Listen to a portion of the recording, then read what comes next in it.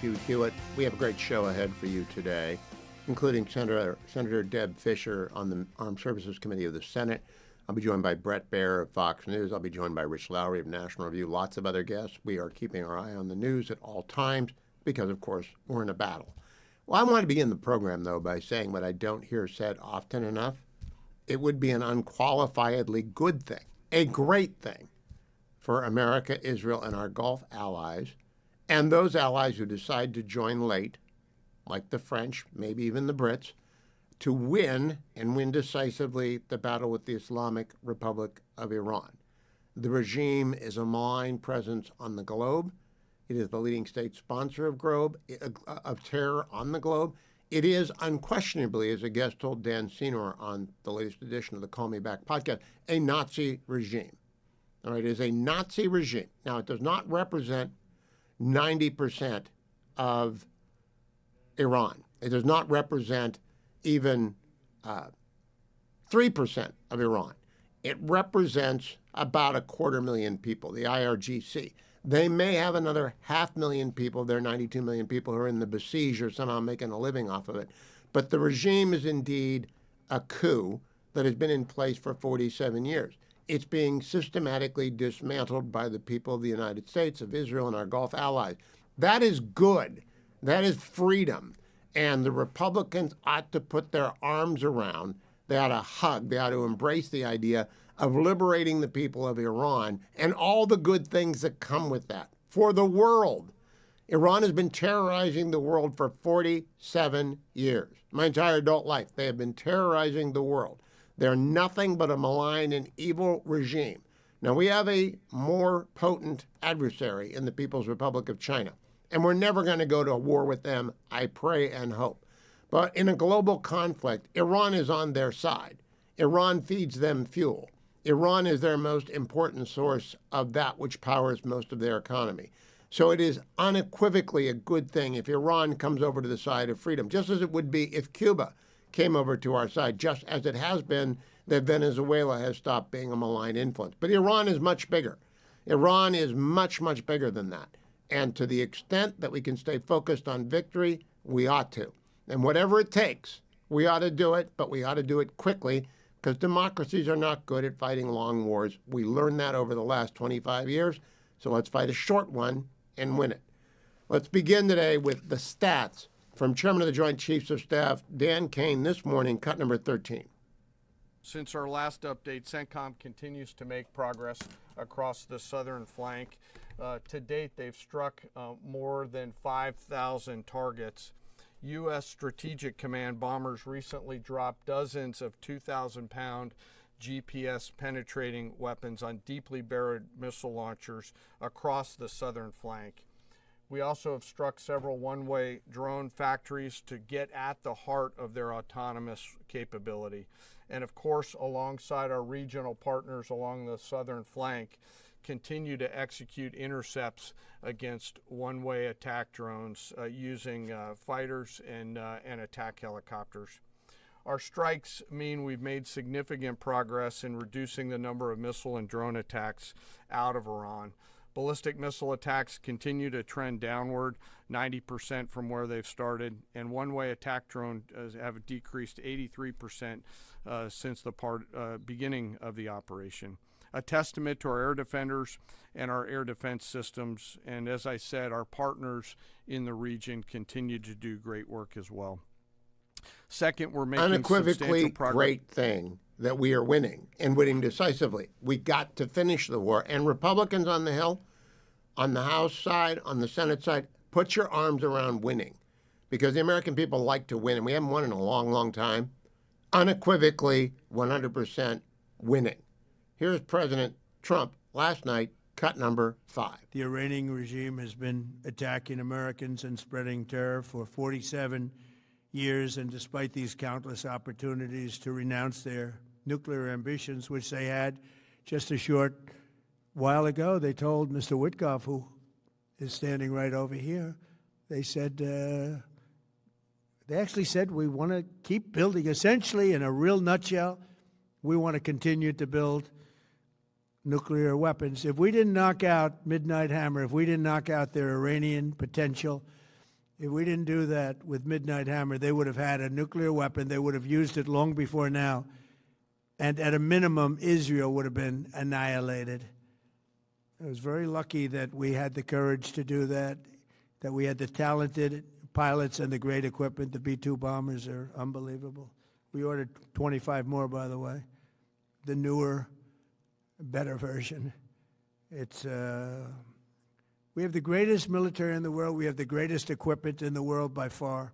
You see that no matter where we go. You still need the people, though, to operate it and to use it. And those are the people that we cherish. Even after we obliterated their key nuclear sites in Operation Midnight Hammer, they never negotiated in good faith. They still continued to say, we want to build nuclear. We want enrichment at levels that were unacceptable.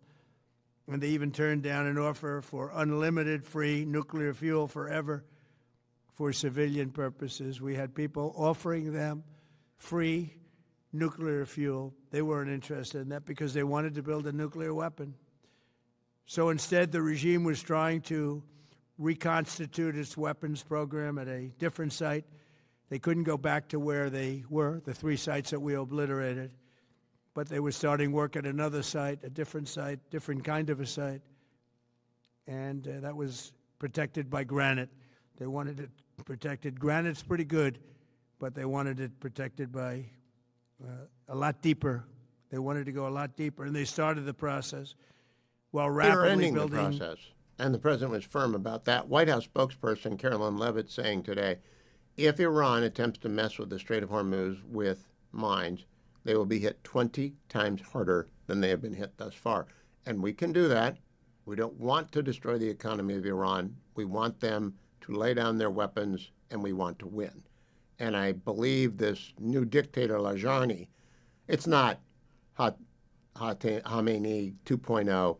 He's in a coma. He's out of business. He's not going to live. He's in the ICU. It's Larijani, and he's going to be dead too. The Israelis are pretty methodical about this, and they announced yesterday there's stuff going on that makes the beepers look like child's play, the beepers from 2 years ago in Lebanon. We'll find out about after the war is over. But this regime, even if they cease fire and try and do a Venezuela, they're not going to last because 90% of the 90 million people of Iran hate them. They hate them. It is not the Persian Empire of old.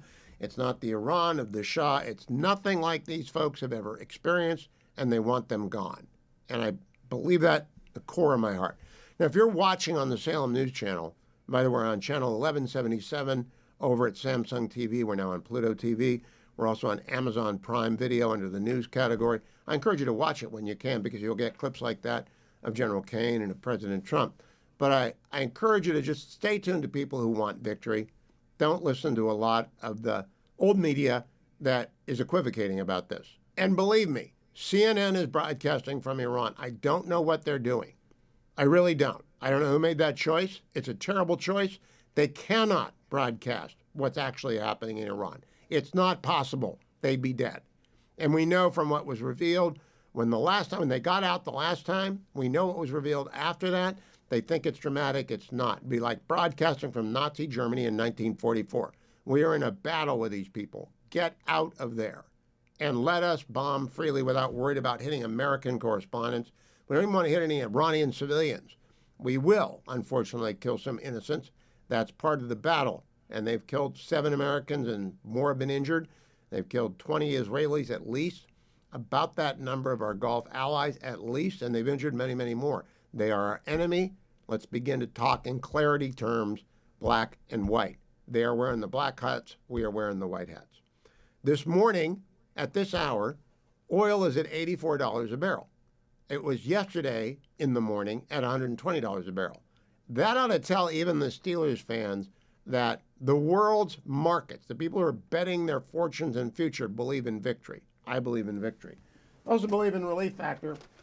I take it every day in the first segment. Joined now by Nebraska Senator Deb Fischer. Senator Fischer is a member of the United States Senate's Armed Services Committee.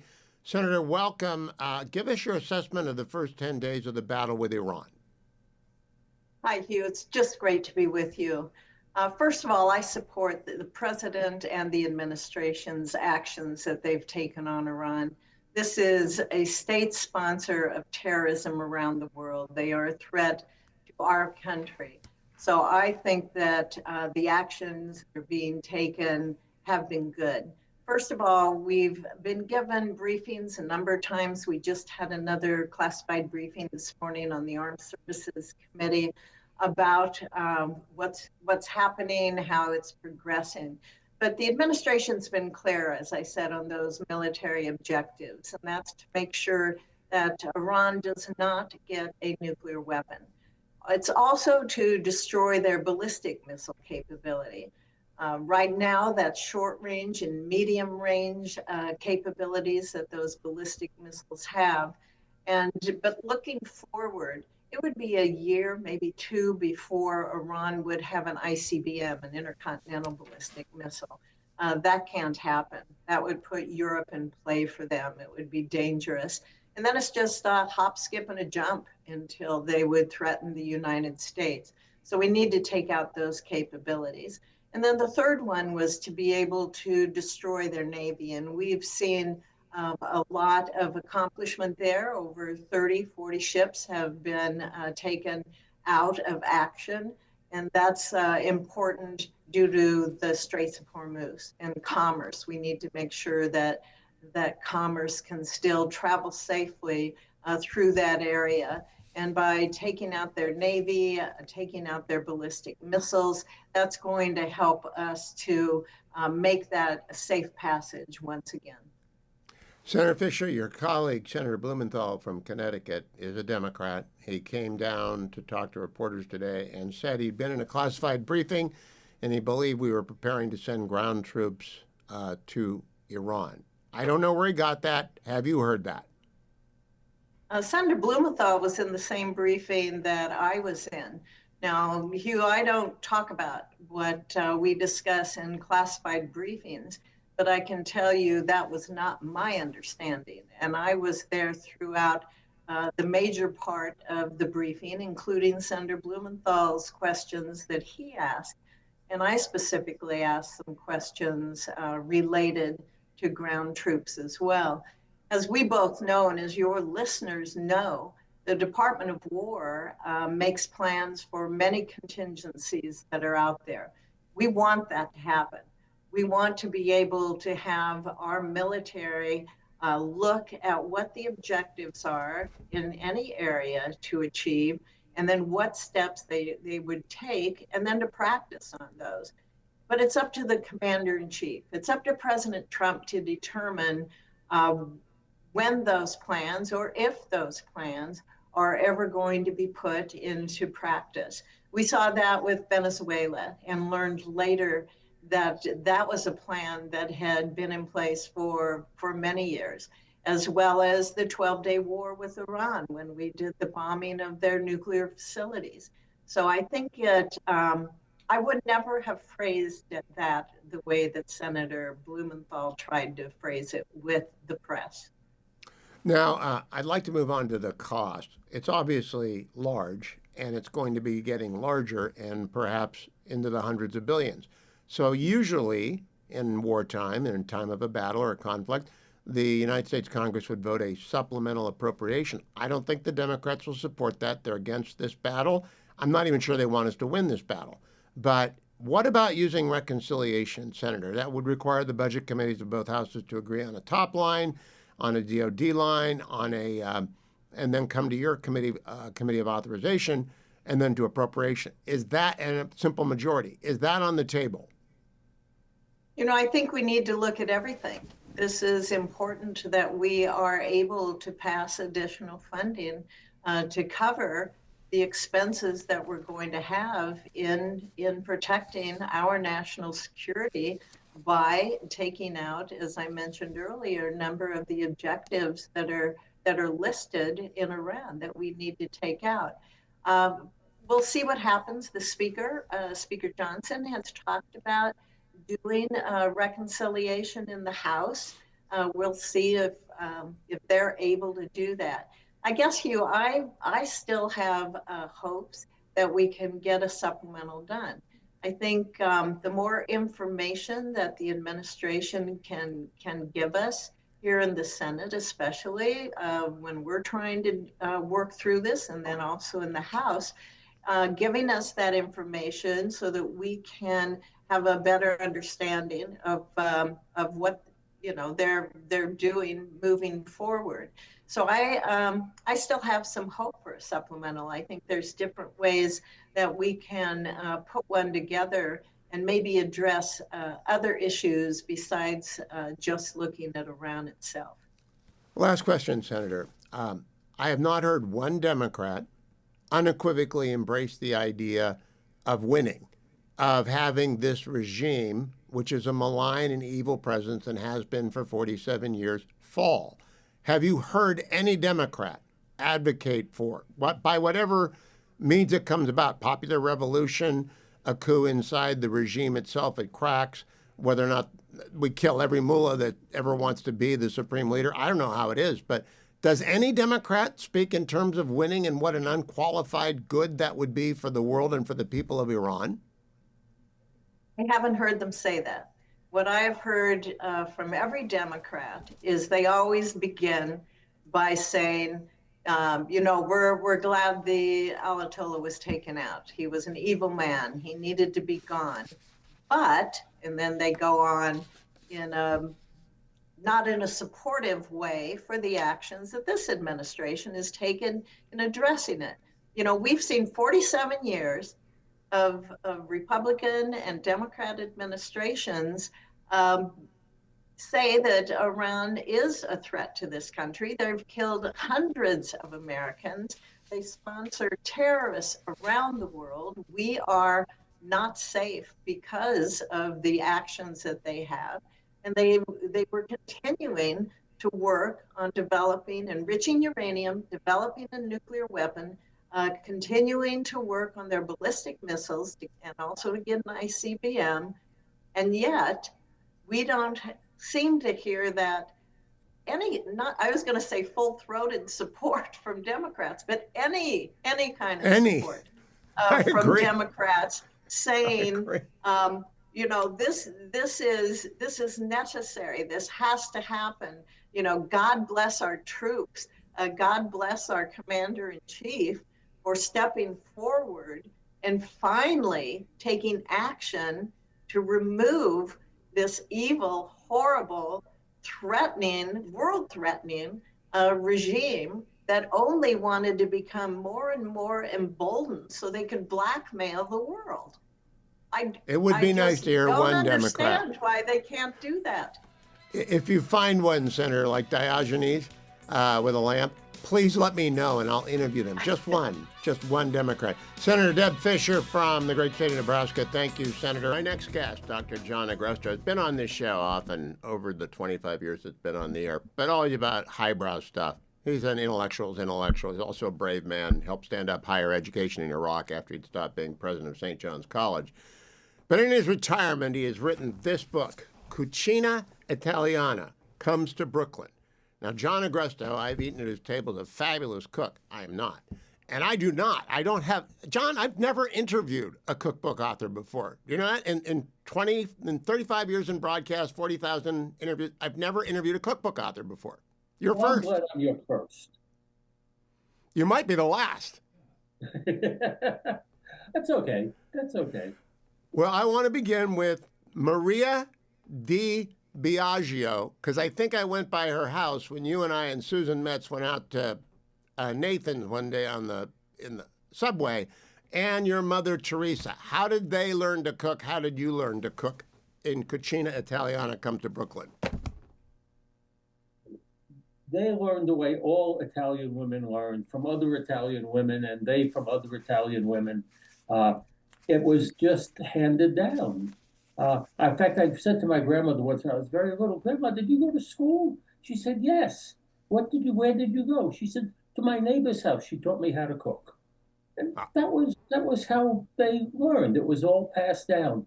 This is why Italian cooking of that generation is very much the same, and yet with little slight variations that causes fights among families.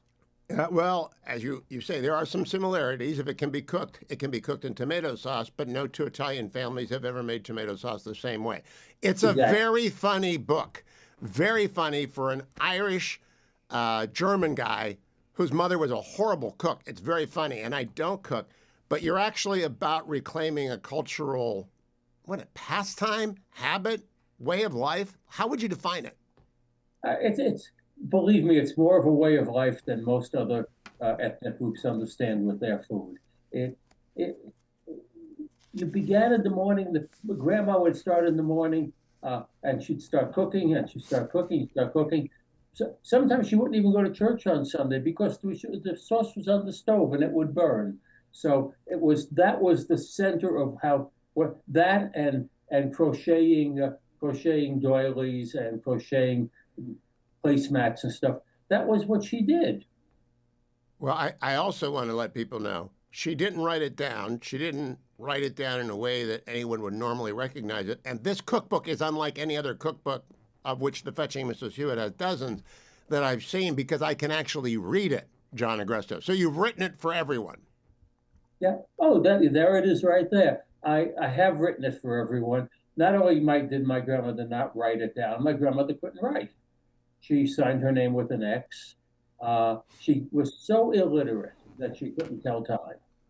She went by That's the whistle, amazing. that started the workday on the docks, then the noon whistle, then the dismissal whistle. That's how she governed her time. She wouldn't turn on and off the television because she was afraid of it.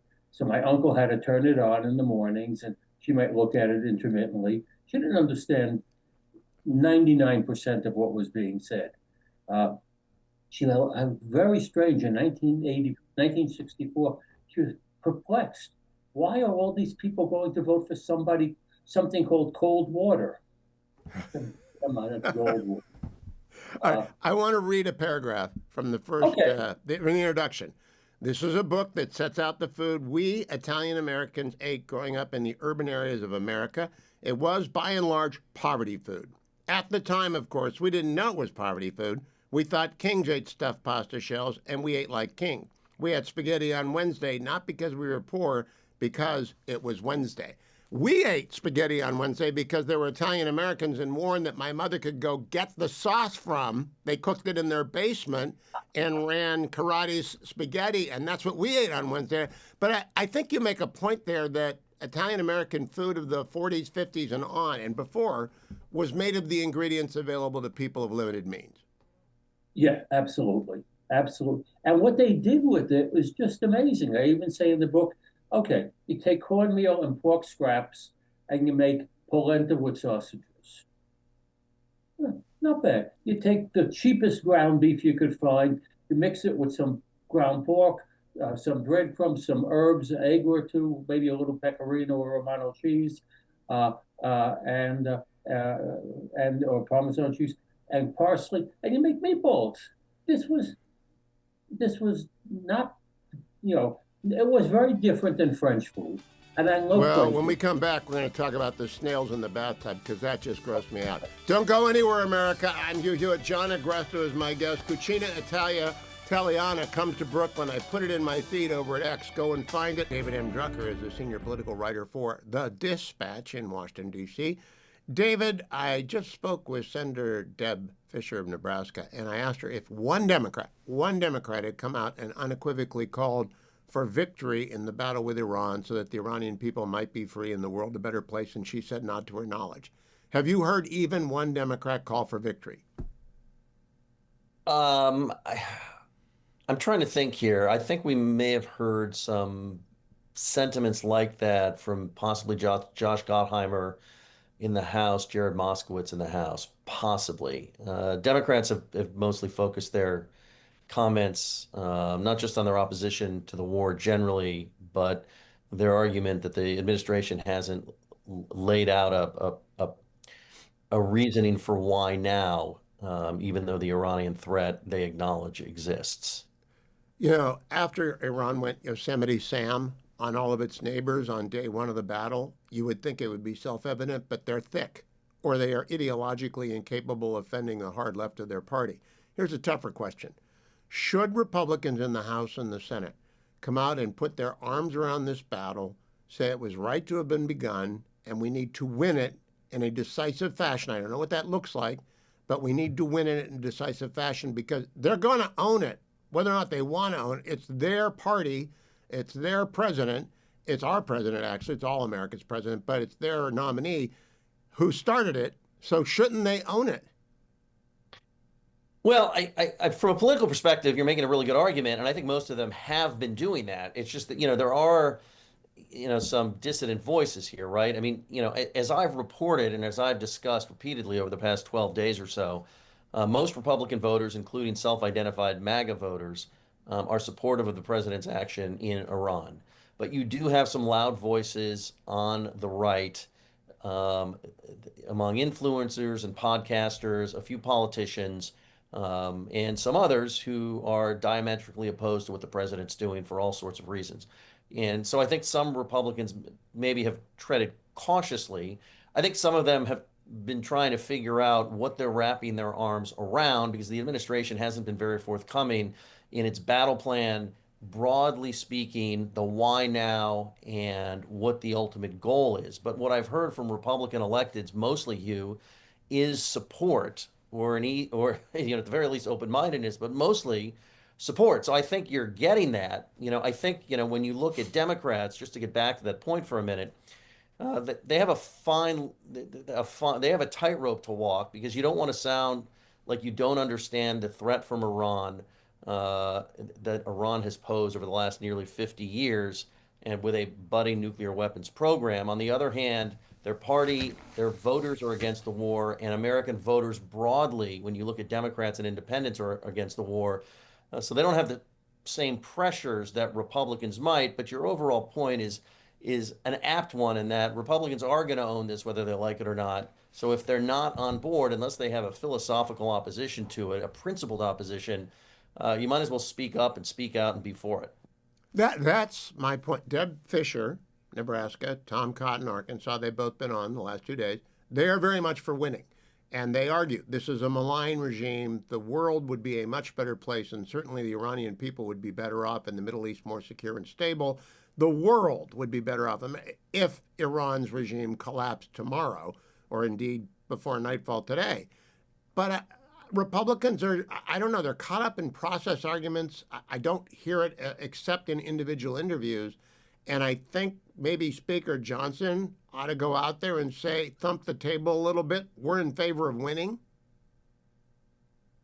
Yeah, look, again, from a political standpoint, I think you're onto something. I think part of the problem that Republicans may be having, if this is something you're picking up on, and I think you may be picking up on it more than me, is that they don't really know what the whole point is in terms of the why now. Look, I can make a very good case to you personally about why now, in my opinion, right? I mean, I'm old enough to have watched Iran and its bad regime and its bad actors and all of the state-sponsored terrorism and everything, right? I can make a case that after 50 years, we've tried diplomacy. Every president's tried it. It was an admirable attempt. We've done everything we could. And so maybe you disagree, but there are risks to doing nothing. There are risks to continuing diplomacy, and so this is why now. I will tell you that outside of some occasional statements from Marco Rubio, the administration has not had a unified, really cogent argument for the why now and what the ultimate goal is. And it is so much different than the Bush administration leading into Iraq. Now, notwithstanding, most Americans have concluded the Iraq war was a mistake and we didn't find weapons of mass destruction. That administration made a unified, cogent argument for why they were going in and what the goals were and what they hoped to get out of that. And I think to the extent that you don't hear like a sort of unified Republican support for this thing is because they're all trying to figure out what they're supposed to be supporting.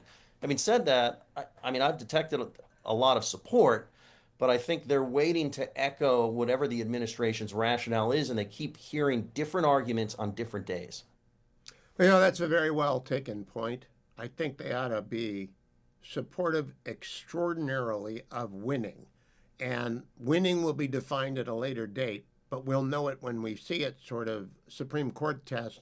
And it might be it might not be a white flag, David. It might be Larijani dead, Khamenei 2.0, who's already in a coma, dead. It might be the people of Iran back. And I don't know what it's going to look like, but the key is the inability of Iran to terrorize its neighbors and supply China with oil. Isn't that basically it? Well, that's one version of it, but let me just, play devil's advocate for a minute. We can look back on Iraq 2003 and what ultimately happened at the end of the day after the surge and all the blood and treasure that the U.S. invested in that war and say that we achieved an objective. We got rid of Saddam Hussein. We installed at least a quasi-democratic government in there that was no longer a threat to the U.S. or its neighbors. That's all true. And yet most Americans will tell you, generally speaking, that war was a mistake. We lost. We didn't accomplish anything. Right? I agree, but that's because Obama came in after the collapse.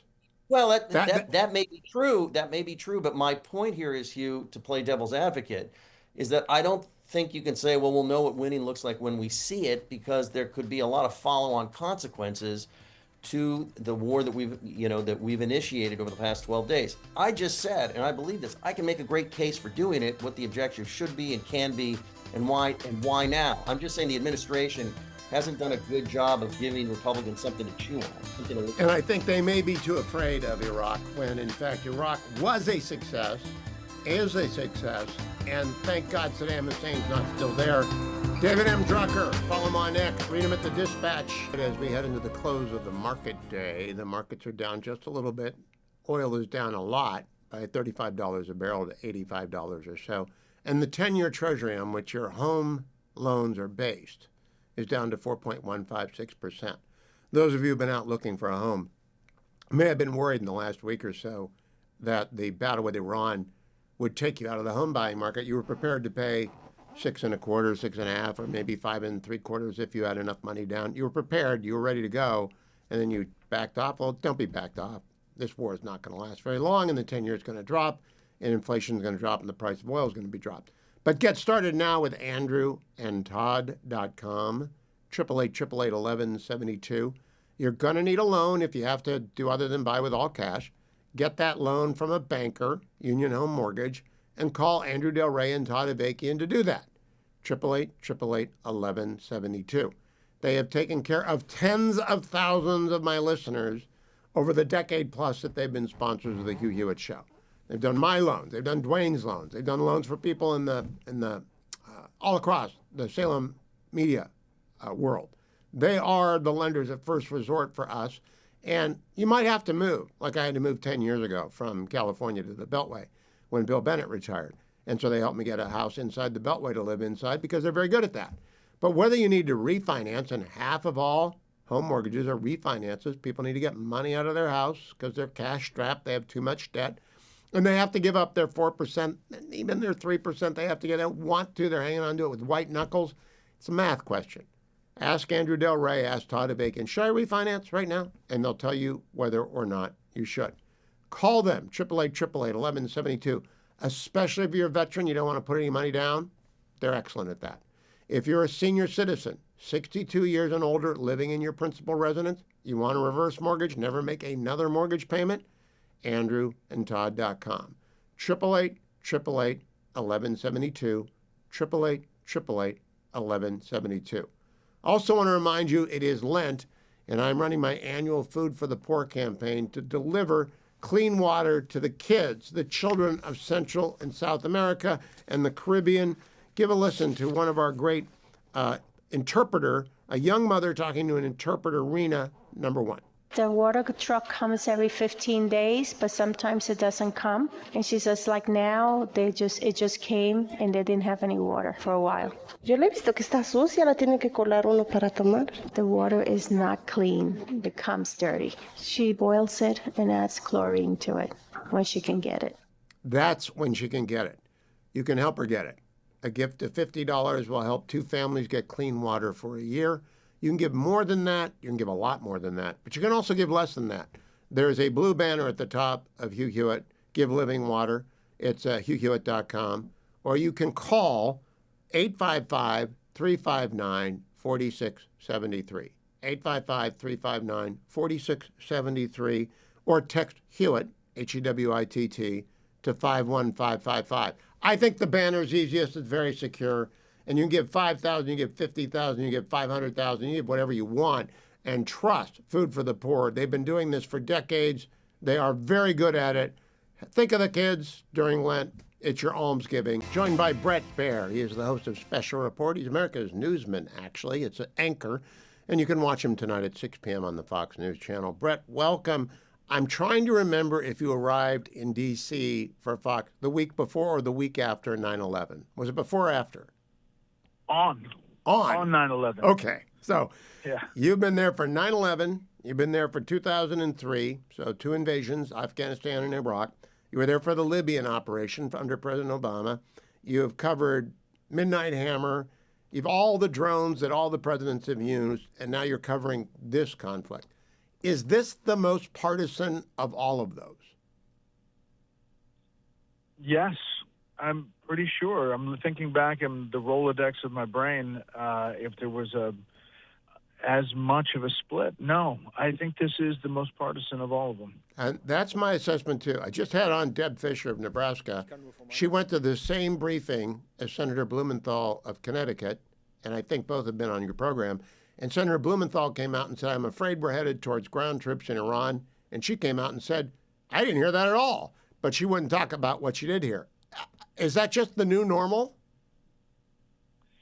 Yeah, I think people are hearing different things in the same briefing. We saw that with the drug boats off of Venezuela. We saw that with a number of things where senators from different parties hear completely different things.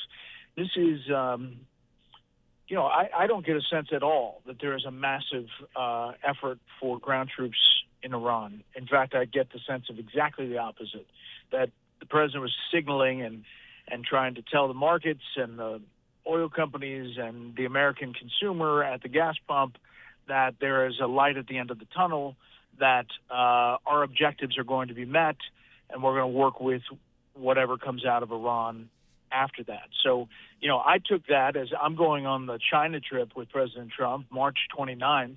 I think everything's going to be wrapped up with a bow before then, in their eyes, as far as kinetic action. Oh, that's the most aggressive timetable. I thought from a political standpoint, the president would have not later than the end of April and May, maybe, but by June, people begin to lock in their political understanding of the war. But you're saying before he sits down with Xi, he wants to have a result that he can retail when he goes to sit down with Xi. By the way, on that trip, do you expect Jimmy Lai to come up? I don't know if he's going to come up. I would think that there'll be questions, 100%, and but whether the president brings that up, you don't know behind closed doors. He's got.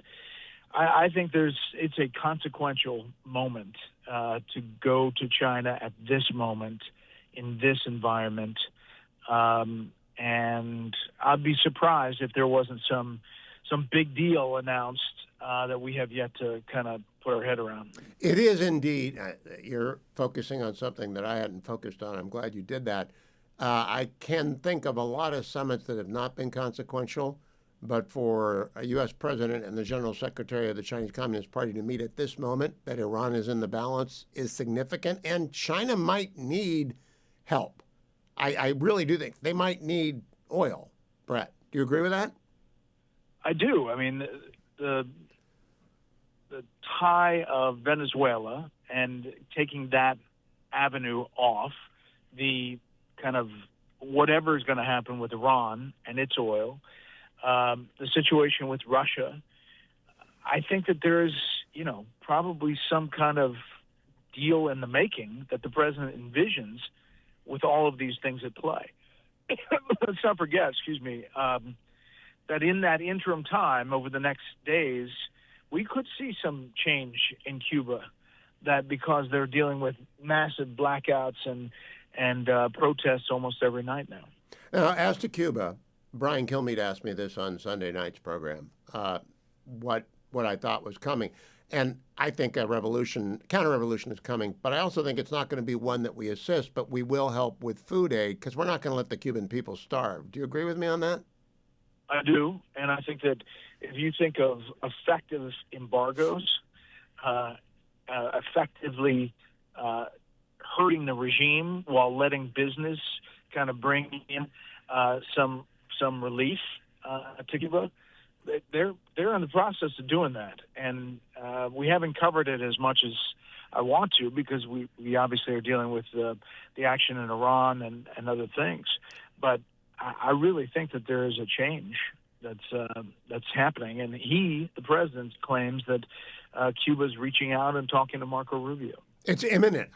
And what a year it would be if Venezuela, Cuba, and Iran all flipped from being bad guys to wearing, if not white hats, at least hats that are somewhere around gray. Brett, I want to go back to the politics. The other thing I haven't seen a lot of, Senator Cotton on this program, Senator Fisher on this program, they have been full-throated in favor of winning.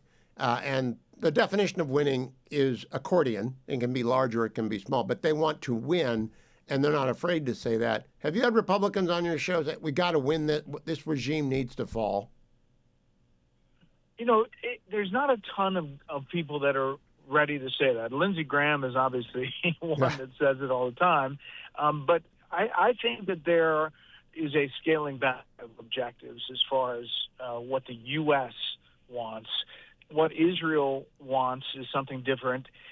If it happened, I think there would be a lot of politicians who said they think it's good for the world that regime changed. But as far as us, the U.S. being the catalyst for that, I think they can help but not do it. Now, Brett, there's something unusual going on. I've never seen it. Been doing this a long time. The President of the United States calls up reporters. It's like he has a dartboard, and he throws a dart, and if it's Brett Baer or Hugh Hewitt, they'll call him up. And he called up Brian Kilmeade on Sunday night. What is he doing? It's unusual. It's unprecedented, and I like it. Yeah. I mean, you talk about getting a message out. That's a way to do it. He sees somebody on TV, he sees somebody saying something, and he says, get me that number, and I'm going to call them. I've had, conversations, obviously, with President Trump for a number of years off the record. I think the cadence in which he's calling reporters and anchors, or they're calling him, a lot of people have his number now, and he's answering. He's answering. Major Garrett said he's called him 3 times. Or I guess Jonathan Karl said he's called him 3 times. Yeah, and I've called him, wanting to know something. He'll pick up in the Oval Office, and I'm sitting here with Secretary Rubio and Vice President Vance, and, you're thinking you're going to get an answer machine and maybe somebody will call back. He picks up, and he says,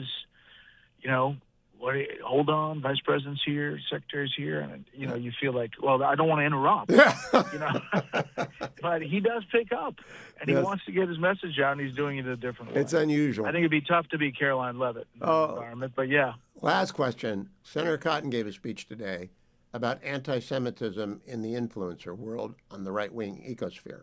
I don't know that it will get picked up. I think it's extraordinarily significant, not unlike William F. Buckley taking on the McCarthyites in the 50s. What do you think of Senator Cotton's remarks? I think he's laying down a marker. I think it's a concern inside the Republican Party that there is, obviously everybody's for free speech and everybody's for expressing yourself, but it does seem to come from a point of view, and some of those folks are, getting incoming based on some of those influencers. And I think Tom Cotton is expressing the pushback. Yeah, Senator Cotton, good for him. Brett Baer, always good to talk to you. We'll be watching tonight at 6 p.m. on the Fox News channel as Special Report gets going. Always watch it, America's Anchorman. Thank you, Brett. I also want to tell you, always listen to me when I talk about besthotgrill.com. My friends at besthotgrill.com, Brett, Irene, they're doing and they are my friends. They're Dwayne's friends too, sort of. I think they like him, but I don't really know. And I do, however, know that they like me, and they like the Fetching Mrs. Hewitt. And I've got a Best Hot Grill on both coasts, and we use it a lot. Used it last night, in fact. Right now, they have a special on their Solaire infrared grills. Those grills heat up in just 3 minutes to searing heat. They make the juiciest grilled food you've ever had. Some strange people put vegetables on them. I don't, but I believe in beef. And right now they have the Solaire demo rental program for only $47. You can use your infrared demo grill for 2 weekends and the week in between. Comfort of your own backyard. Test its hot, fast performance, versatility with steak, and then more steak. I know, in my copy it actually says chicken, fish, and pork, and veggies. In my copy! Really, Rhett? My copy. Steak, it's for steak. Go and get it. You'll receive a coupon for $47 off any new Solaire infrared grill that you choose to buy after you've tried the demo. Go to besthotgrill.com and get the Solaire demo rental program. Check that box. Get it going. I think they do like Dwayne. I mean, really, sort of. Maybe. When he's not grumpy. He's really grumpy today because he's trying to give me news and he's not giving me any news. He's behind. I think he's slowing down. I think his back is bad. He needs relief actors. Alex Gray is the CEO of American Global Strategies. In term 1 of Donald Trump, he was the chief of staff at the National Security Council. Alex Gray, welcome back. Can you begin by telling us what you think whoever has your job in Trump 2 is doing this week? Because it's got to be wild. Yeah, I can only imagine, Hugh. And having been there in some wild moments, I think this may top them all. Look, the biggest role that the National Security Council plays is making sure that the information from the interagency, from the intelligence community, from allies and partners gets disseminated through the chain of command to the president in an actionable way that gives him policy options.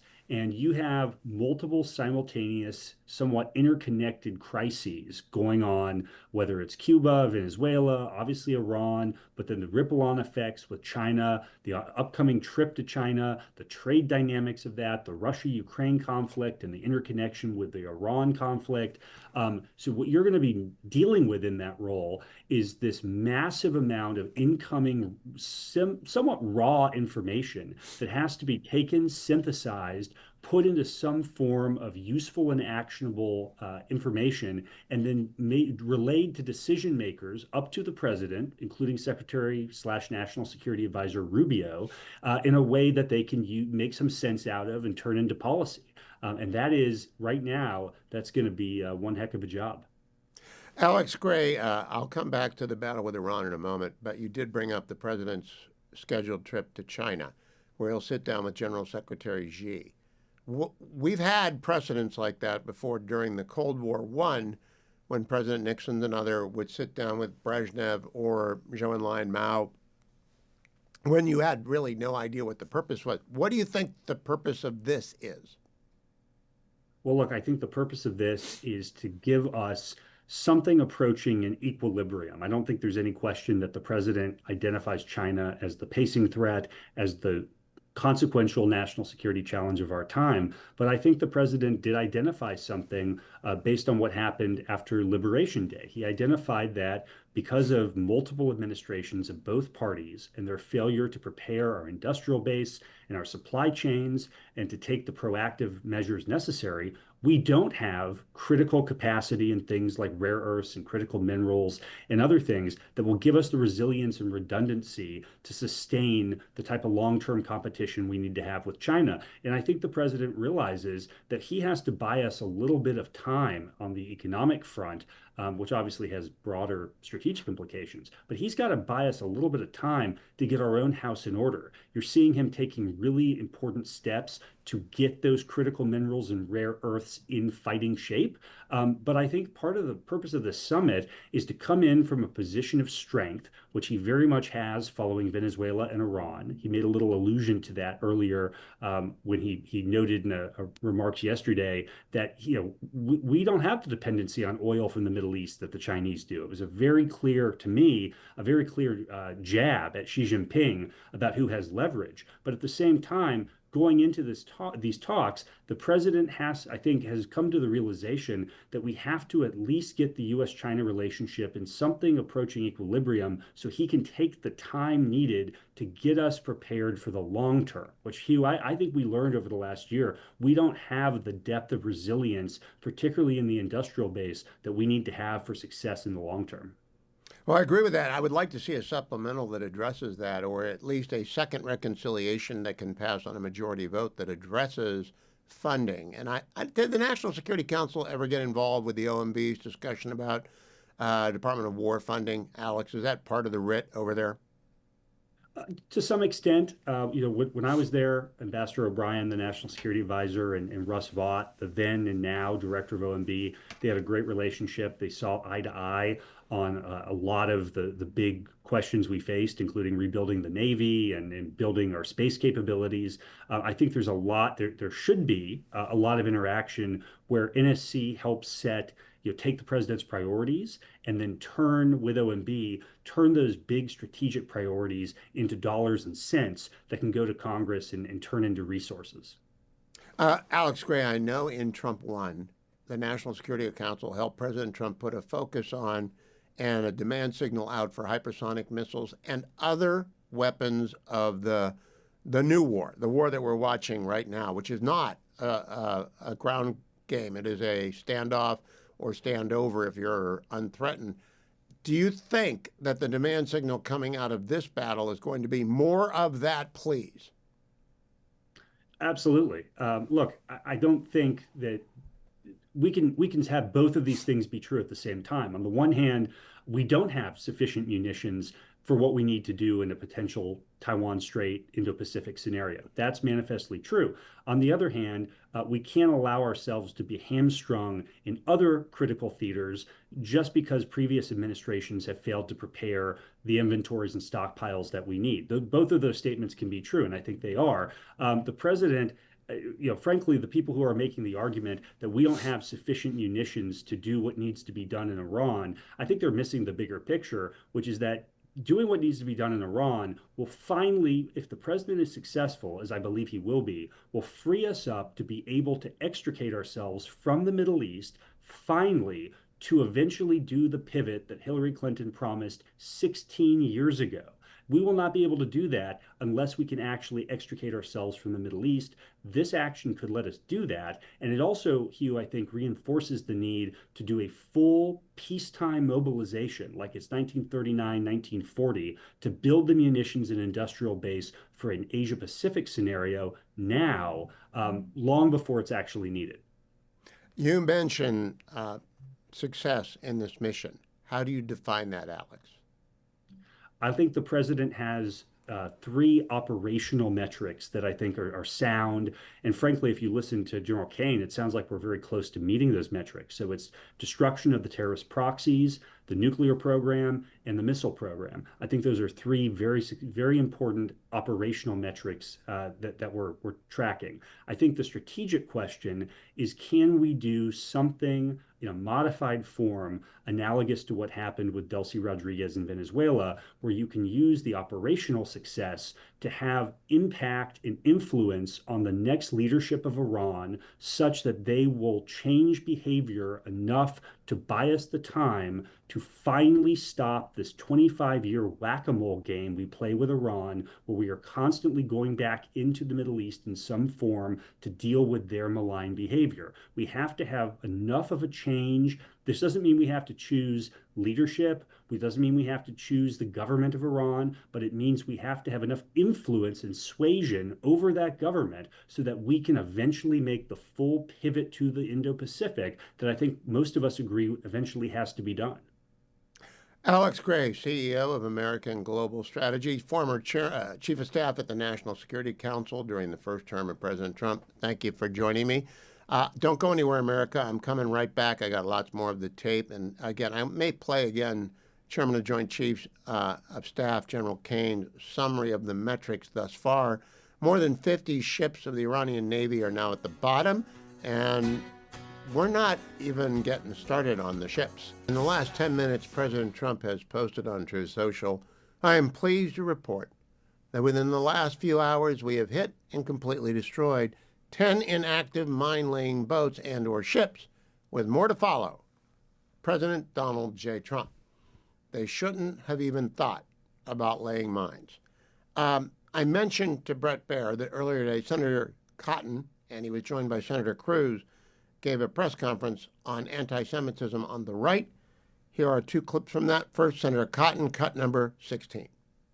I know many of you are also concerned, though, about a seeming rise of anti-Semitism among influencers on the erstwhile right.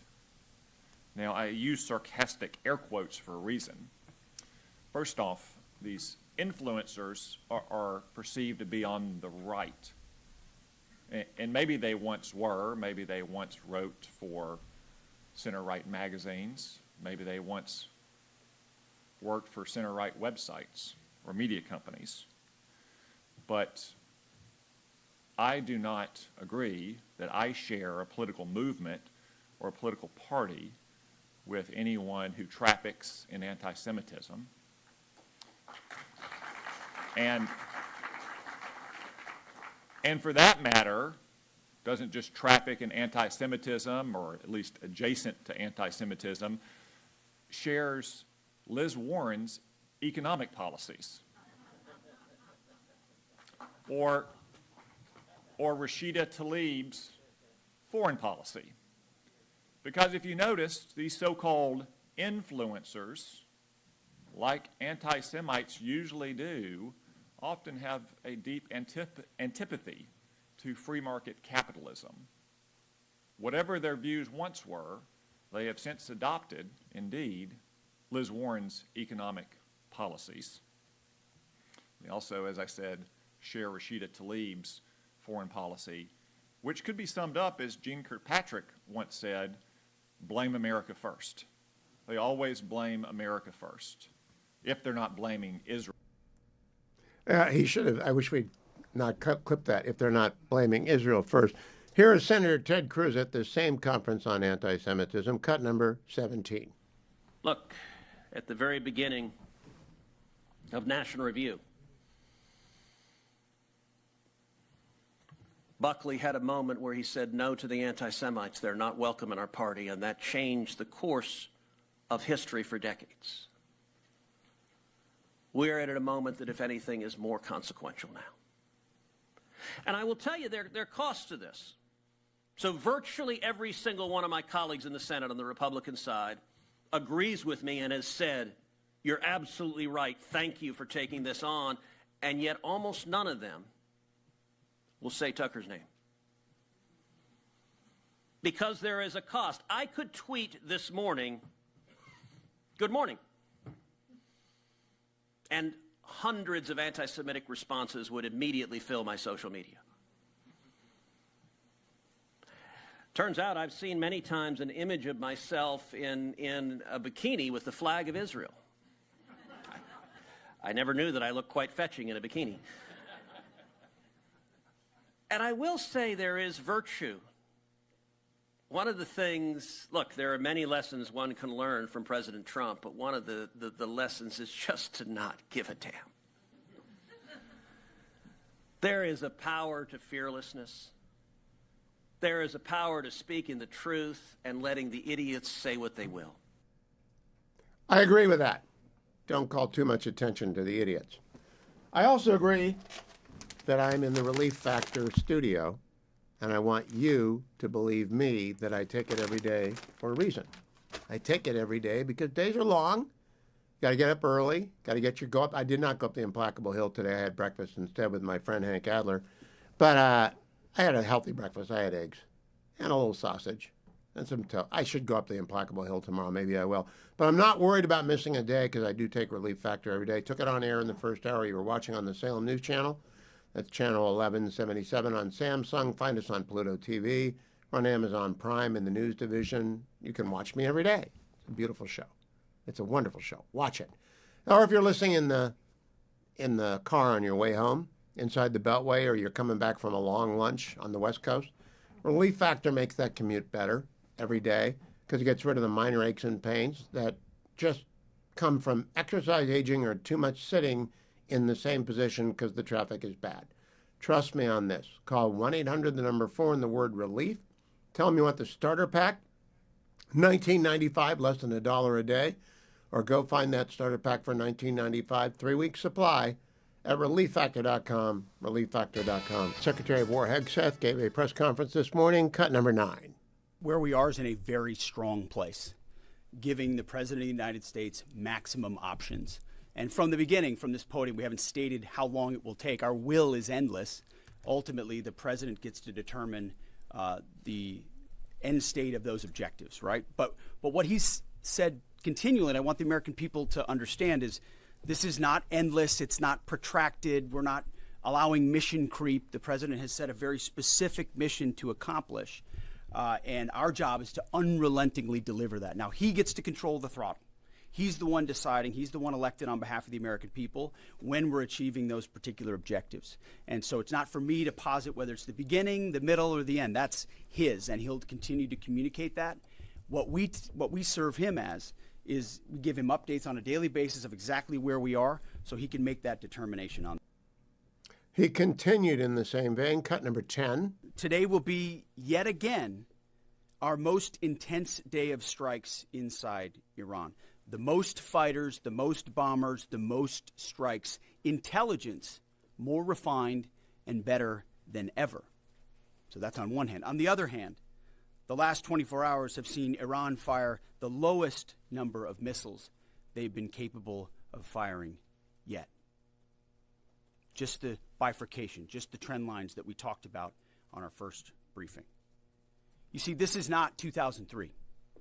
This is not endless nation building under those types of quagmires we saw under Bush or Obama. It's not even close. Our generation of soldier will not let that happen again, and nor will this president, who very clearly ran against those kinds of never-ending, nebulously scoped missions. Those days are dead. Instead, we're winning decisively with brutal efficiency, total air dominance, and an unbreakable will to accomplish the president's objectives on our timeline. One more from Secretary Hegseth, cut number 11. For 47 years, these barbaric savages in the Iranian regime have murdered our brothers in arms, my guys, your guys, our guys, through their terrorist proxies and cowardly attacks. Now they race toward a nuclear bomb to hold the world hostage. The Iranians have targeted and killed thousands of my American brothers. That race to a nuclear bomb, President Trump will never allow it. Not now, not ever, not on our watch. Secretary Hegseth and then Chairman of the Joint Chiefs of Staff, Dan Kane, gave a summary of operations to date, cut number 13. Since our last update, CENTCOM continues to make progress across the southern flank. To date, they've struck more than 5,000 targets. U.S. Strategic Command bombers recently dropped dozens of 2,000-pound GPS penetrating weapons on deeply buried missile launchers across the southern flank. We also have struck several one-way drone factories to get at the heart of their autonomous capability. And of course, alongside our regional partners along the southern flank, continue to execute intercepts against one-way attack drones using fighters and attack helicopters. Our strikes mean we've made significant progress in reducing the number of missile and drone attacks out of Iran. Ballistic missile attacks continue to trend downward, 90% from where they've started, and one-way attack drones have decreased 83% since the beginning of the operation. A testament to our air defenders and our air defense systems, and as I said, our partners in the region continue to do great work as well. Second, we're partner here at the Hugh Hewitt Show, Food for the Poor. And during Lent, we bring Food for the Poor to your attention because while war rages in the Middle East, while conflicts are unabated and indeed Cuba convulses, Food for the Poor does the quiet and endless, really, work of taking care of the lost and the least. One of the key things is bringing them clean water for a gift of $50, which you can make at my website, hughhewitt.com. You can give safe and living water for an entire year to 2 needy children. Listen to Rena with an interpreter speak through a Food for the Poor interpreter about how important this is. The water truck comes every 15 days, but sometimes it doesn't come. And she says, like now, it just came and they didn't have any water for a while. Yo le he visto que está sucia, la tiene que colar uno para tomar. The water is not clean. It becomes dirty. She boils it and adds chlorine to it when she can get it. We need to make sure that children can drink water without worrying about disease. Food for the Poor makes that possible. Your gift of $50 allows 2 children to drink clean water for a year. There's a blue banner at the top of HughHewitt.com. Your gift is very secure. Please make it there. 50, 100, 500, whatever you can afford. Food for the Poor has been doing this for decades. They do it in the Caribbean. They do it in Central America, Guatemala, and the other countries in the remote regions where it's just very difficult for infrastructure to get built. There's no cost advantage. The governments aren't well run. People walk miles to get any water, and often it's not clean. Food for the Poor brings the water to the villages. Please be as generous as you can at the banner at the top of HughHewitt.com. You can also call 855-359-4673. That's 855-359-4673. 855-359-4673. That's the best way to do it. Please consider being as generous as you can. Also a reminder, you can watch this program now on Amazon Prime. Lots of you, maybe you don't have a Samsung TV and you can turn on channel 1177. Maybe you don't have Pluto TV. But almost all of you have got Amazon, right? Amazon Prime is sort of everywhere. Now the Salem News Channel is on Amazon Prime. And of course, those of you who are commuting, we don't want you watching on your cell phone. Drive well, drive safe. Had a near miss 3 nights ago with, we were just moseying along, stopped, waiting to make a left turn, and a crazy driver made a left turn in front of an oncoming car that swerved towards us. Person making the left turn on their phone. Don't do that. Don't be on your phone when you drive. But when you're home, watch the Salem News Channel. Hugh Hewitt, Larry Elder after me. Watch it in the morning, watch it at night. It's on Amazon Prime, Samsung, 1177 Pluto. Don't miss a minute of it, and come right back to the Hugh Hewitt Show. Special Envoy Steve Witkoff, who was much derided at the beginning of the term for maybe not being in the right job, and then he pulled off the Gaza ceasefire. He went and negotiated with the Iranians, along with Jared Kushner, came back and said, no, they weren't serious. Today he went on CNBC this morning and gave an update, cut number 15. Well, first of all, they had 460 kilograms of 60% enriched material. There is no reason to be at 60%, none, zero reason, unless you're pursuing a weapon.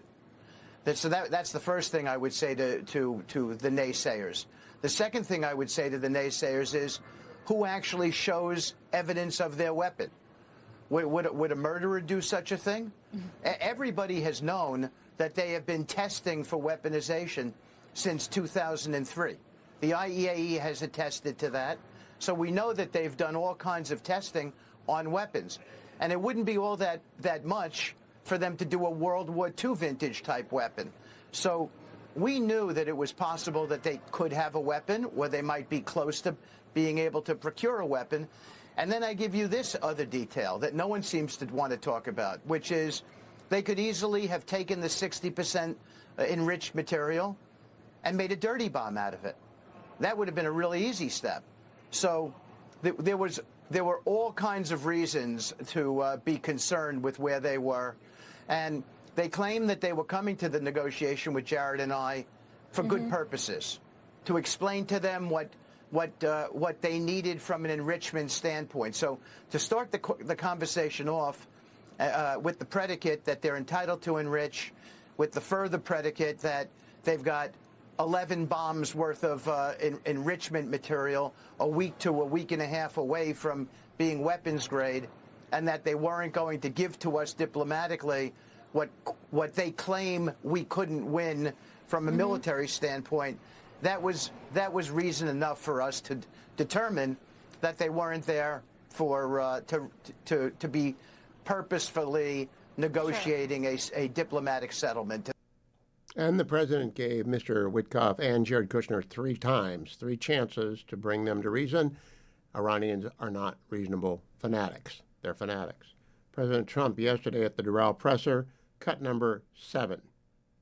On the very first day I came down the escalator in 2015, I said, quote, I will stop Iran from getting nuclear weapons, and all I'm doing is keeping my promise. Think of that. That was in 2015. I said it. It was a threat then and a much bigger threat now, but no longer a threat, not for a long time anyway. Dwayne went and got the 2015 announcement, cut number 8. I will stop Iran from getting nuclear weapons, and we won't be using a man like Secretary Kerry that has absolutely no concept of negotiation, who's making a horrible and laughable deal, who's just being tapped along as they make weapons right now. Thank you, President Trump. Thank you, Dwayne. Day 11 of the war, and it is a war, not a declared war, but it's a war. It's a battle we've got to win.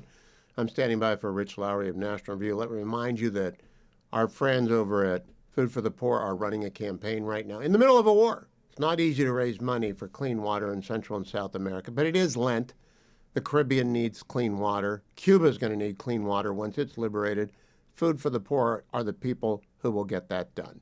So please head over to HughHewitt.com and be as generous as you can at the blue banner at the very top of HughHewitt.com. You can also text my name, Hewitt, H-E-W-I-T-T, with your donation. Text Hewitt to 51555, and they'll send you a link to make a donation. Or you can call the old-fashioned way and make a donation at 855-359-4673, 855-359-4673, because the need to take care of the lost and the least goes on regardless of whether or not a war is on in a different part of the world. Food for the Poor takes care of the people in Central and South America. I want to say a few words about the war. If you're not yet a subscriber to Hugh Hewitt, I opened the show with a monologue about winning. And if you go to my YouTube site, you get the whole show every day, or you can get the opening monologue. I think I'll post the opening monologue because I think the Republicans ought to more fully and completely embrace winning, not doing well enough to knock out their Navy. It's mostly sunk, and now they're going after the small boats, not blowing up all their missile silos because we're 90% of the way there, not defining it any other way than winning, making them capitulate. Now, that doesn't mean a regime change. It just means making them stop terrorizing the world. That's who they are. It's a terrorist regime. They've been exporting terror since they overtook, via coup, actually, in 1979. February 1, Khomeini came back from France, and it was a coup. And they had allied themselves with a lot of young, idealistic people. People who had gone to college in the United States of America, came back, and they wanted American-style democracy. The Shah, by the way, had already begun the White Revolution. That's what it was called in Iran prior to 1979. He'd already given women the right to vote. Women were in the workplace. Women were emancipated. There was limited free speech. He did have the Savak. There was a secret police. There were 3,000 political prisoners. 3,000 political prisoners, not 35,000 people mowed down in the streets. And who knows how many millions of Iranians have been subjected to their cruelty over the last nearly half century. I'm joined now by Rich Lowry of National Review. Rich, do you think the president or the Republicans are making the case for the battle with Iran in sufficiently moral terms, not strategic and tactical terms, but moral terms? No, not really. I don't think there's been enough of a case made. It would have been much better if there's a big case made beforehand. Instead, in part because they had the target of opportunity hitting the Ayatollah right at the outset, there wasn't much of a case made at all, right? It was an afterthought in the State of the Union, maybe a passing reference at minute 90 or something, in part because they wanted to maintain the element of surprise. But I think they've been behind the 8 ball in terms of making the case, public case for this, Hugh, literally from the beginning. Now, I would like Secretary Rubio to do that because he is a set-piece speaker. The president is better in an exchange. By the way, what do you make? I asked Brett Baer this earlier. I've been covering politics for 35 years. I have never seen a chief executive call this many reporters or accept their call. Have you? No, it's extraordinary, but this has always been, he's just extremely accessible. He was in the first term, he has been in the second term, and he'll pretty much call anyone who call anyone back who attempts to call him. I had an incident in the first term where I hadn't talked to him. You know, we weren't huge Trump fans, obviously, in that primary, so there's some after effects of that. And I just called the switchboard one night, the White House switchboard, and he called me back the next day, and I told Lindsey Graham about this, and Graham said, yeah, he's the most accessible person in Washington. And Graham said when he was having trouble getting Pompeo on the phone, he'd call Trump to call Pompeo to get Pompeo to call him back. So this is just his typical MO. Well, Lindsey Graham is actually, Senator Cotton's very consistent. Lindsey Graham is very consistent. They want to win. Today, Senator Cotton and Senator Cruz held an anti-Semitism function in which they invoked your predecessor, Bill Buckley, as having driven the anti-Semites out of the Republican Party in the 50s. They also drove out the Birchers, who were more expansive in their hatreds than just anti-Semitism. What do you make of that? I think it's long overdue, and all honor to Jefferson, as Lincoln said, all honor to Cotton and Cruz. Yeah, this was actually a National Review event, Hugh, as it happens. I didn't know that. Yeah, that we did this morning in conjunction with the RJC, and they were both excellent. Senator Banks was there as well and very good, but Cruz just really has this bone in his teeth now. He's just not going to let it go. He just said, I'm in direct war with Tucker Carlson. I think he's corrupting our movement and our party, and I'm not going to stand for it. So he really came to play this morning. Well, Cotton came to play, but Cotton lives by the rule I do, which is don't give publicity to people who want publicity. And I've done that for 25 years on this program, and I don't bring up fringe actors. And unfortunately, our anti-Semitic influencers, to use Tom Cotton's air quotes, already get enough clicks.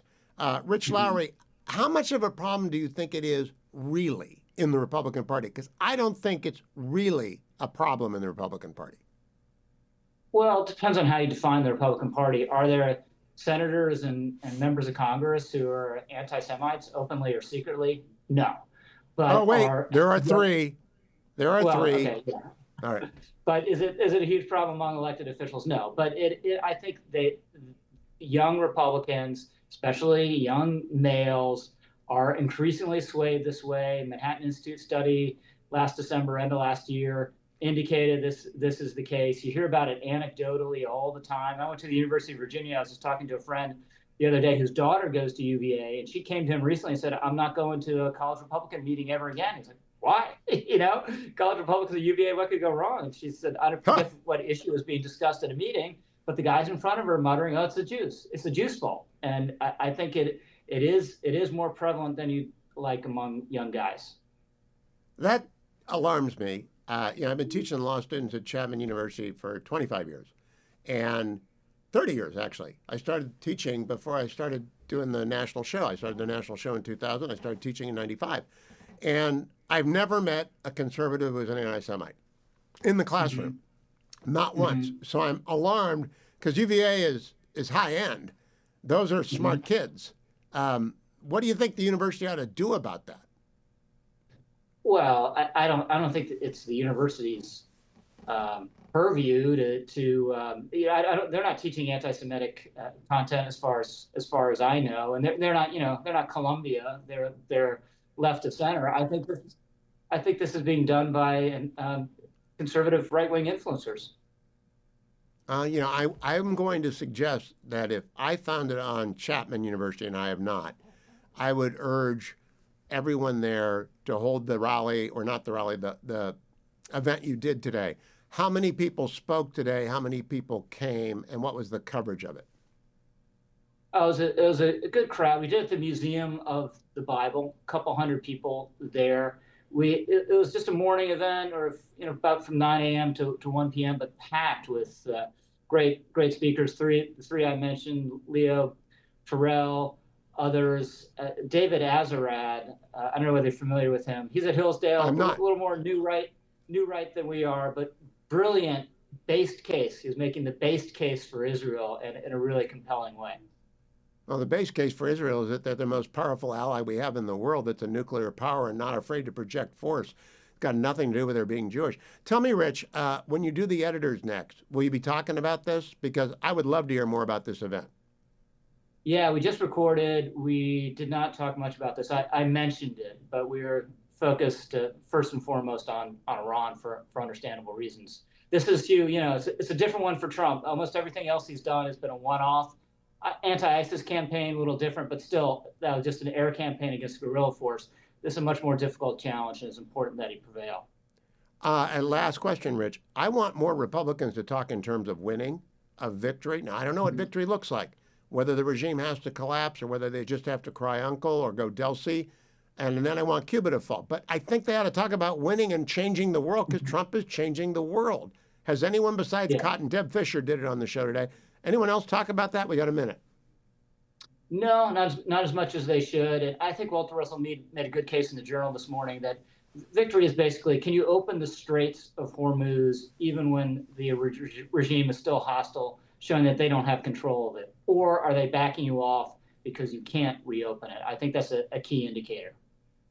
Well said, as always. Rich Lowry, host of the Editors Podcast for National Review, editor-in-chief of National Review, and the host of the McCarthy Report. Don't forget that, because it's always entertaining, except for the New York baseball bias that is in evidence and soon will be overwhelming like kudzu as the season gets close to beginning. Thank you, Rich. Bethany Mandel is the co-founder of the Mom Wars, which you can find at themomwars.substack.com, co-author of Stolen Youth. And it's better to be lucky than smart. In the last hour, I played Senator Cotton and Senator Cruz talking about anti-Semitism among, quote, influencers on the right. Then Rich Lowry in the last segment explained to me that National Review had put on this great big show at the Museum of the Bible today about anti-Semitism on the so-called influencers of the right segment. And then Bethany Mandel shows up, who was supposed to be on yesterday, but had to come on today because of me. Bethany, you were there today. Tell us about it. I was there. That's why I'm wearing makeup and a dress. It all worked out for the best. It was a really incredible event. I was really impressed with NR for doing it. The lieutenant governor of Texas spoke, and I'm forgetting his name because I was Dan on Patrick. morning. Dan Patrick. Thank you. I was on the radio with Larry O'Connor this morning at 5 a.m. So I'm sorry. Little rundown fumes today. And he explained sort of the connection with Buckley standing athwart history and saying stop when it came to anti-Semitism in his day. And it felt like that moment today with NR. It was really well timed. It was a beautiful event. And I thought everyone should go listen to Ted Cruz's entire speech. There was a couple funny parts in there that you're going to see a lot of clips, but it's really worth sitting down and spending the 15, 20 minutes on listening to the whole speech, because it was incredible. And it was a really important pivotal moment, I think. Bethany, you and I were at the Rally for Israel in the aftermath of 10/7 when hundreds of thousands of people from all over the United States went to the mall. And since that time, Israel's been taking a pounding online. But I never confuse the online world with the real world. I don't believe it is a problem among elected Republicans, anti-Semitism. Do you? I don't think it's a problem among elected Republicans. I do think it's a problem among Republicans writ large, including the staff in a lot of these offices, including the interns at a lot of these offices. The kerfuffle that happened at Heritage didn't come out of nowhere. I think that, Cruz, I think it was Cruz said, this is a problem in Hill offices with interns, you name it. This is not just an online problem. If you look at polling data about how young evangelicals feel about Israel, it's as bad as Black liberals. That is very disconcerting. But I would put this word out to the people who run internships on the Hill. Like I have an intern here on the Hugh Hewitt Show, and I always have. I've got probably, how many interns have we had, Dwayne, over the course of 25 years? 75? If someone came in here and was anti-Israel, anti-Zionist, and certainly anti-Semitic, they would not be here for the next day. They'd be fired. Yeah. And it would be with reason, because it's irrational. And I can't have irrational people. Do you think that word is out? No, I don't think that there should be a litmus test for people being, pro-Israel or whatever. But the problem for anti-Semitism, and a lot of people hide their anti-Semitism with, I'm just an anti-Zionist, is that they're stupid.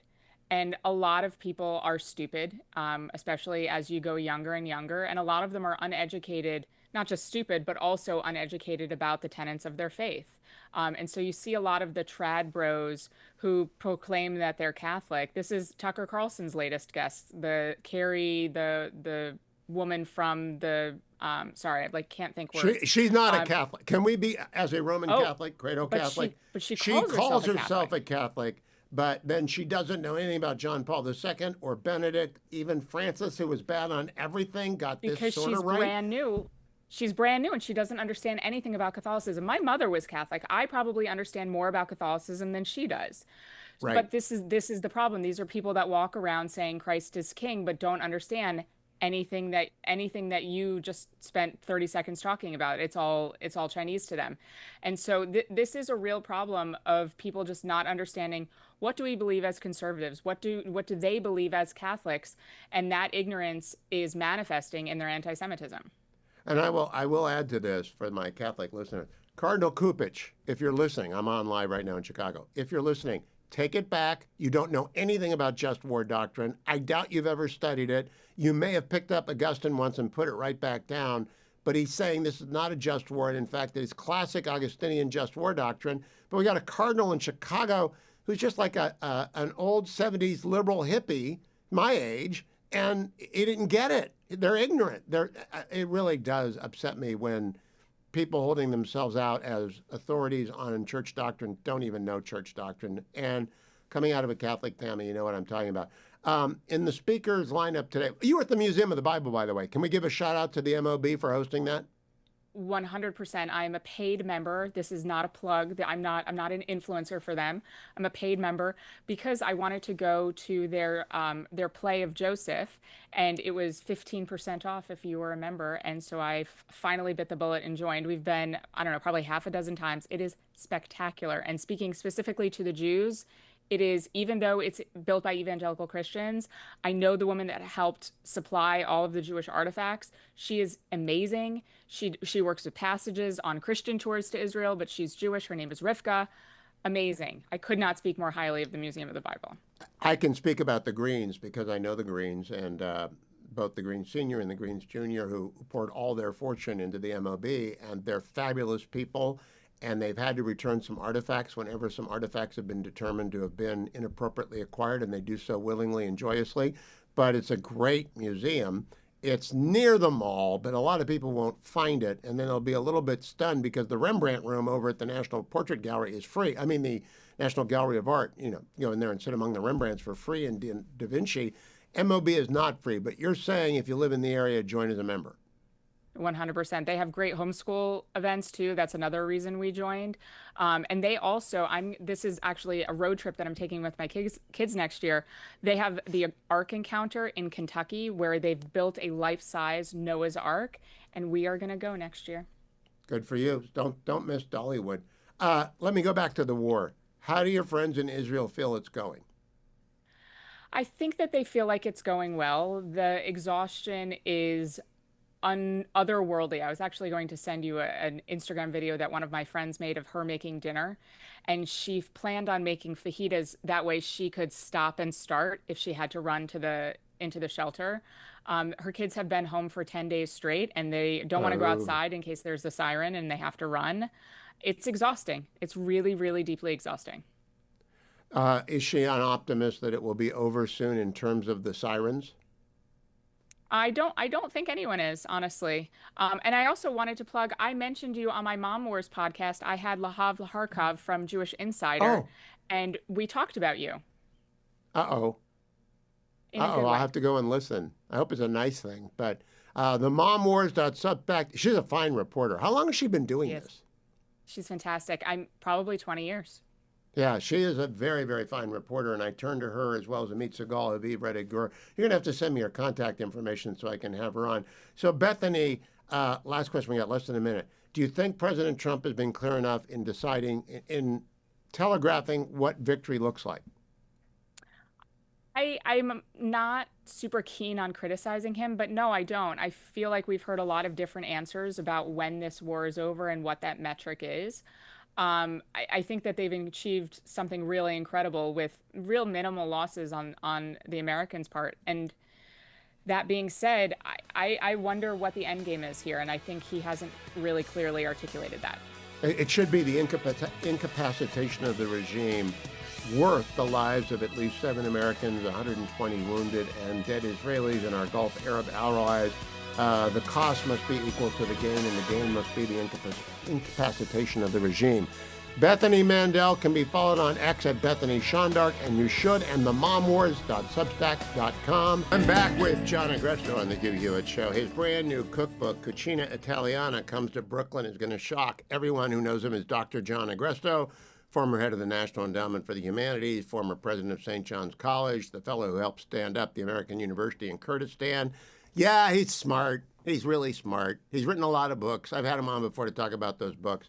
This is a cookbook, but it's not really a cookbook. You think it's a cookbook, John? I know there are 500 recipes in it, but is it really a cookbook? The honest truth is, I wrote it not so much to give you, the recipes are simple. Everybody can do the recipes. It's not a problem. I wrote it to read because it's a story. It's a story about growing up and life in Brooklyn from the 1950s on, and what it was like to have that kind of a community and that heritage in the American context. And so, is it a cookbook? Yes, but it's a travelogue of 1950s, 1960s, 1970s Italian America.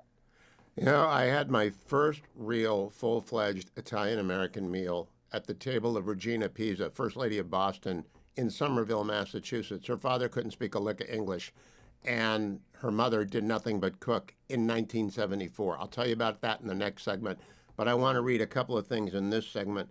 Page 25, when you're doing soups, you write, please, right away if the recipe for pasta fazool is too thin for your taste. You want people to write in your book. And I like that because I write in every book, and a lot of authors don't like that, but you want people to write in your book. You'll notice that there are wide margins on every page, both sides. That's for you to write in. Yeah. And number 2, I know of no 2 Italian families that cook tomato sauce the same way. How is that even possible, John Agresto? Well, I knew people who started with whole tomatoes. I know people who started with canned tomatoes, canned whole tomatoes. People who started with crushed tomatoes. People who add chopped onions, chopped carrots to their sauces. There are some, and they weren't really Italians, some people who thought they were cooking Italian when they made a pot of tomato sauce that looked and tasted like hot V8. Every that they could find, they would throw in there. No, tomato sauce is simple. You can use tomato paste, have to use olive oil, garlic, maybe oregano if you want. I don't care for oregano that much. And then crushed tomatoes and piece of meat that you've browned up, and you simmer it and simmer it and simmer it, and it's delicious. Look at me talking. All right, now let's go to the part that it just grossed me out. The snails in the bathtub. I hate snails to begin with, but tell people about the snails in the bathtub. My grandmother would cook snails once a year on my feast day, the Feast of John the Baptist. She did it to torture me, I'm sure. But before you could eat the snails, and as you said, Hugh, we had a rule that if you could cook it, you could cook it in tomato sauce. We had a rule that we had ways of purging the snails, because you don't want to have snails fresh out of the garden. Who knows what they've been eating? Poison ivy, for all we know. So my grandmother would take the snails and she'd put them in the bathtub, and a little bit of water and a little bit of lettuce or maybe some cornmeal or something, so they could eat the good stuff and poop out the bad stuff. 3 days they would be in the bathtub doing this. But they don't stay in the bathtub. They're snails. They climb out of the bathtub. They walk all over the bathroom. They go all over the back of the toilet. Who knows where they go? And every day, 2-3 times a day, I'd have to go in and pick up the errant snails and throw them back in the water so that they can continue to do their purging. And at the end, it's called purging the snails. I had never heard of it before. I'm never going to even look at a snail again. Oh, I don't, believe me, I won't eat snails anymore. There's recipes in the book, but as you can see how I describe it, I no longer want to eat it. And so she'd cook them in tomato sauce, and we'd have a crusty bread with it, and we were supposed to like it. I don't think anybody in the family really liked it. Once a week I have Selena Zito on as my guest from Pittsburgh, from Yinzertown. And every year we come up to the Feast of Seven Fishes, and I hear about it. I love telling people about it because maybe they're new listeners every year. Was that a big deal in the Agresto house? Not so much in the Agresto house, but a lot of other very good Italian neighborhoods. My sister-in-law's family was very big on seafood and the Seven Fishes. But it was the end of the penitential season of Advent. You'd have your fish, and then after that you could have your meats. But we'd have variation of it. My mother would fry up some fish, some flounder or sole or something. We would always have some very tender squid, calamari. Squid. No. More coming up. Listen to the extended interview with John over on my YouTube channel as well. The book is Cucina Italiana Comes to Brooklyn. You'll love it. Fetching Mrs. Hewitt's been demanding I bring it home from the studio, but I said not till I interview John. What does President Trump mean? I'm calling on our telepath, James Lilacs, as in jameslilacs.substack.com, to do a bit of translation, Fourth Kreskin style, for those of us old enough to remember Carson. What does he mean, James? Last night, the war's almost over. Then last night, we got a long way to go. And then this morning, Pete Hegseth said, what's going on here? Bad messaging. Just not consistent messaging. When he says the war is almost over, I don't know exactly what he means because there still is the government in place and the bad guys. So then, I'll trust Hegseth to say we've got a long ways to go because that prepares people for the inevitable and prepares people for long, sustained campaigns. I mean, you think they've been hammering them now day and night for how long, and how much can they have left? Well, plenty. It's a matter of launchers. I read today that they just nailed a launcher, and it seemed to be an odd thing to note and hawk because we were told that a lot of the launchers were put out of business early on. I mean, so consistent messaging would be better, but I'm less concerned about that than more concerned about the efficacy of the entire operation. Aren't you? I'm with you on that. Now, what I would really love to see is the Republicans put their arms around winning. Have they done that? Yes. Yeah, no, I don't think so. I haven't gotten a full-throated pushback to what the Democrats are saying. I did enjoy Bill Maher pointing out to, I can't remember who it was, Booker. Adam Schiff. Adam Schiff reading, right, a line about, the statements of the war powers and all the rest of it. And Schiff said it was just totally vague. And it turns out it's what Obama said. We all know that the presidents claim these powers for themselves, that the war powers is dodgy and the rest of it. But yes, I would like to see a full-throated pushback. Because I don't think the anti-war message is getting traction at this point. I think the only people who are really spun up about it are the ones who'd be inclined to be spun up about it anyway. But yes, better messaging would be great. But again, messaging is one thing, and the actual operation is the other. Yeah, and let's put the war to one side because neither you nor I are experts on what's going on. But I think we know how to communicate. Speak the Republicans. Speak for yourself, Mr. See, I know. I know. We played Risk. I really do think Republicans are going to get stuck with the war, whether or not they wanted the war. So they should put their arms around the war and say, we want Iran to be free. And it would be a good thing. It would be a great thing for the world if Iran was free. How hard is it to say that? It isn't, but it's not just it would be a great thing. It will be a great thing. That's the thing. Not say, well, in some ideal world, we'd like Iran to be free. No, it will be free to go forward with a positive message as to what this is all about. But again, how many times have we been told that we don't want forever wars, we don't want nation building and all the rest of it? It's hard to talk about the end point of this, which is Iran welcomed back into the international community without sounding as if you're nation building, without sounding as if it's the same regime change thing that we've heard before. And unfortunately, in this part, it's true. We do want regime change. We may have to do some nation building in the sense that, arranging. I think Trump said, nah, the Shah, no, he hasn't been there. It's got to be somebody from the inside. I mean, that indicates a sort of thinking and strategy about what happens after, we hope, the Mullah regime collapses. But yes, get around it, embrace it as a thing that America does, and shows two things. One, the power of the American military, and two, the fact that we can be a force for good in this country, which, according to a survey of the last week, something like 84% of Republicans believe that the U.S. is a force for good, and something like, I don't know, it's like 36% of Democrats believes it. So make that out there, put that out there. People are, amazed by what they've seen, but eventually they get tired of aerial footage of tomahawks going into windows and want something more behind this. Again, messaging, but again, we want the people back out in the streets, not getting killed this time. Now I want to go to next week. I want to anticipate a week from now. Cuba is out of everything. They're more out of everything than I am after the wife's been gone for 2 weeks. I got nothing, in the house because I don't shop. Cubans can't shop. There's nothing there. So we're going to get demands made on America to feed Cuba. I think we will feed Cuba, but I don't think we ought to fuel Cuba. What do you think? Well, are you saying that Mexico hasn't been supplying you with food when your wife goes out for a fortnight? Tisk? Nope. I think Mexican supplies to Cuba have been curtailed, and from what I've heard, there are intimations that the U.S. administration will help Cuba through this difficult patch, which is interesting, because instead of trying to make it brittle and crack and fall, and then you have chaos, they're attempting to manage a leveraged buyout to ease them out. Yes. Should we do that? I think we should, because if it's all contingent on the end of the Castro regime and the downfall of communism, because then we will have shown three different ways in which the new doctrine works. One, the guys go in the middle of the night with supersonic special weapons and turn everybody into jelly and take the head of state and put them in another country, Venezuela.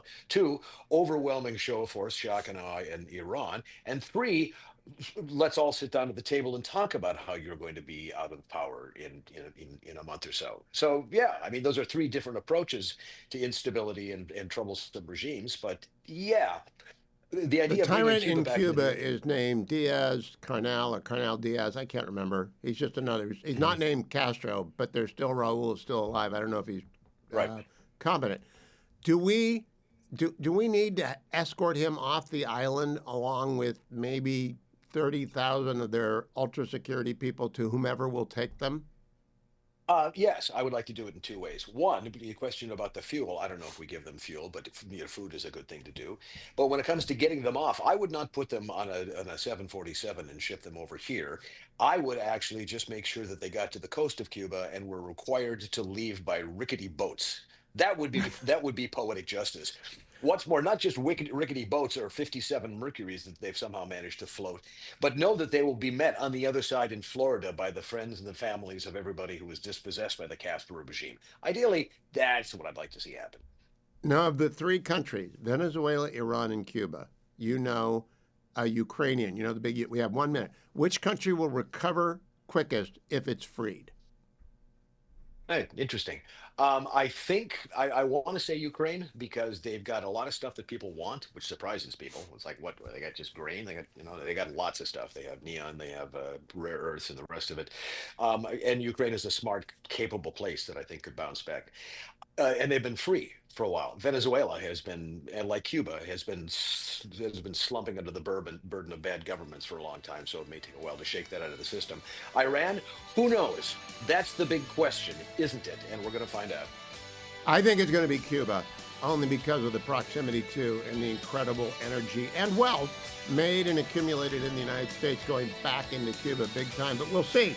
And we'll check in with Lilacs, otherwise known as Kreskin, next week. Follow him at jameslilacs.substack.com. Blessed be the Lord, my rock, who trains my hands for war and my fingers for battle.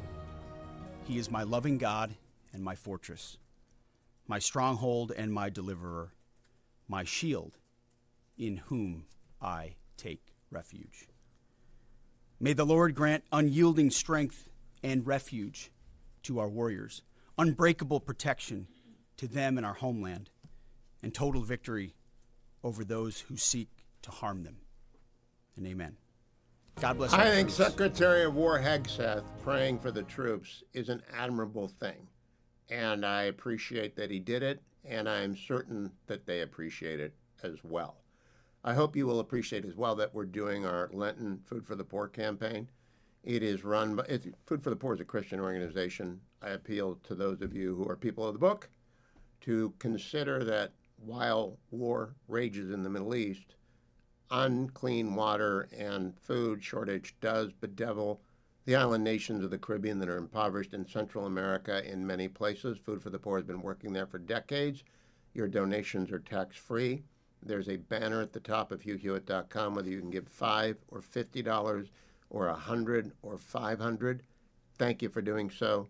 It's a Lenten obligation. It's a Lenten sacrifice. It's a Lenten almsgiving. I appreciate your doing it. You can also text my name, Hewitt, Hewitt, to 51555, or you can just easier to go to HughHewitt.com. Consumer Cellular is a sponsor of my program. 1-800-411-4454, 1-800-411-4454, or go to consumercellular.com/Hugh. Whether you are over 50 or under 50, there's a deal for you. First of all of you, if you use my name, Hugh, get the second month of service free when you switch to Consumer Cellular. It takes about 20 minutes to do it. When you call 1-800-411-4454. So use my name, Hugh. But if you're over 50, ask for the best deal available to anyone. 2 lines of unlimited data. You got to be 50 years or older. 2 lines of unlimited data for $60 a month, and you'll get the second month free. You'll get the second month free when you use my code Hugh. So head to consumercellular.com/Hugh or call 1-800-411-4454, 1-800-411-4454. I'm in the Relief Factor studio. Took it in hour 1. I remind you about it in hour 2, and this is my hour 3. Send you on to Larry Elder on the Salem News Channel if you're watching. We're on most of these radio stations on the Salem Radio Network and our great affiliates. Larry will be up next, but he's definitely on the Salem News Channel, which is now on Pluto TV, on Amazon Prime, on Samsung, on channel, I think it's on channel 1177 on Samsung. So you can watch that. But you always see me hold up the Relief Factor bag because I want people to know I really do take it every day, and I've been needing it every day. You ought to try it today. 1-800, the number 4 and the word relief, 3-week starter pack, $19.95. Really, less than $1 a day for 3 weeks. Try it and get rid of those aches and pains. Or go to their website and find the starter pack there at relieffactor.com, relieffactor.com.